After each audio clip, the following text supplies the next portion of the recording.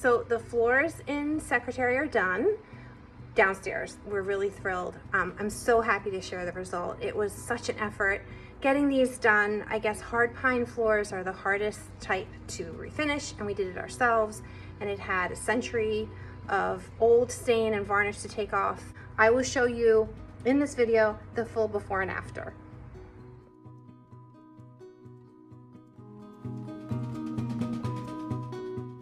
This footage was taken after we had used 20 grit sandpaper on the sander, and you can see how it basically barely made a dent in all of the layers of shellac, and also the floors are so old so they're uneven. We had to go back and forth in different directions, and it took forever to get all of the existing stain and poly off of those floors.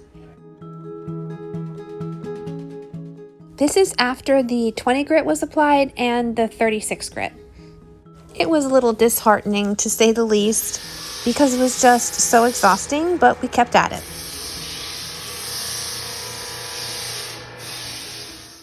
Once the general sanding was done, we rented an edger, and this posed its own completely new set of problems because it kept shorting our electrical system, making an already tiresome project even more so.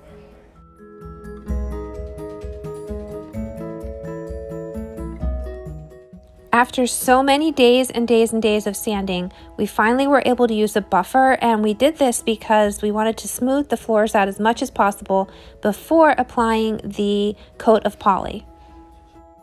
The buffing machine was actually a riot because it just takes off like a rocket, and you've got to be really careful and hold on really tight. I'm glad I didn't try it, my husband did.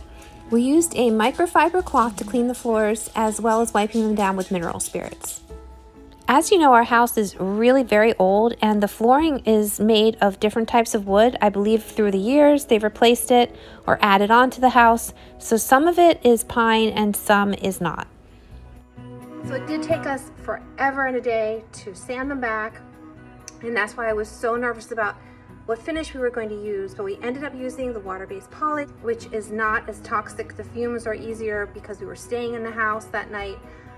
Also, you don't have to wait 24 hours and then coat again. Basically, you wait 4 to 6 hours, you let it dry, and you can apply the other coat. No sanding between the coats. We'll test them out. We'll see as far as durability, but they look beautiful. For those professional wood finishers out there, you're going to find this very funny, but the back of the can said to apply it with a foam roller, and so I did. But when I rolled it out, the poly I mean, it had bubbles everywhere, so then I had to go over it with a paintbrush. This was an incredibly tedious process, and I do not suggest it. I only did this for the first coat of the living room, and then I figured out to go run to the store and get a foam applicator pad that attached to my paint stick, and that was a much easier way of applying it. And I'm really happy with the results. Take a look.